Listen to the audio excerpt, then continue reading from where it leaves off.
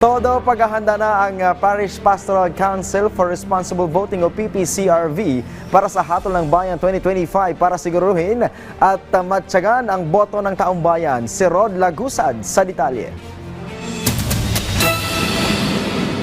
Para bantayan ang magiging boto ng taong bayan sa May 12 national and local elections, handa na ang command center ng Parish Pastoral Council for Responsible Voting o PPCRB sa bago nitong lokasyon sa PLDT Building sa Sampaloc, Maynila para sa isasagawa nitong unofficial parallel count. Sa kabuuan, higit kalahating milyon na ayon sa PPCRB ang bilang ng kanilang volunteers na nakakalat sa iba't ibang bahagi ng bansa. In the unofficial parallel count, we actually audit the transmitted vote.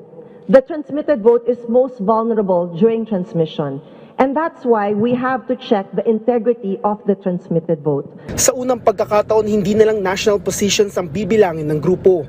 Bukod kasi sa senador, kasama na rin dito ang party list at maging lahat ng local positions. Paliwanag ng PPCRB, naging posible ito dahil may QR code na maaaring mascan mula sa election result. Mula rito, ito ay ikukumpara ng PPCRB volunteers sa nakaprint na resulta. Oras na ito ay mag-match, ito naman ay ikukumpara sa transparency server, kung saan kinakailangan na mag-match ang tatlong ito. Dahil dito, umaasa sila na mas bibilis ang proseso kumpara sa ginagawang encoding sa mga nakaraang eleksyon. Bago pa kasi makapagpadala ng boto ang isang ACM, makukuha na ng PPCRB ang kopya ng election result na kanilang kokolektahin at ipapadala sa command center ng PPCRB. At kung makakita ng discrepancy, ito ay i-recheck ng isang senior panel at iaakyat ng PPCRB sa COMELEC. Ayon sa PPCRB, kasama sa maaring rason ng discrepancy ay ang QR code ay nasmudge kapag pinadala na ito sa Maynila. Sa bahagi naman ng COMELEC, binigyang din ito ang kahalagahan ng pagkakaroon ng transparency.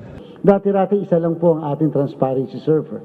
Ngayon po, 5 transparency servers meron tayo. NAMFREL, PPCRB, NAMFREL, Majority Party, Minority Party, Media.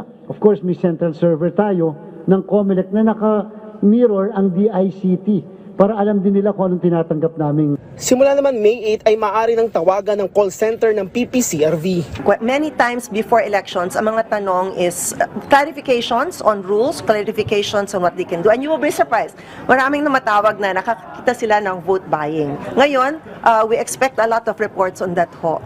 And syempre, ipapabigay namin yung information sa COMELEC. Samantala, ayon sa COMELEC, natanggap na nila ang Technical Evaluation Committee o TEC certification sa sistemang gagamitin sa eleksyon.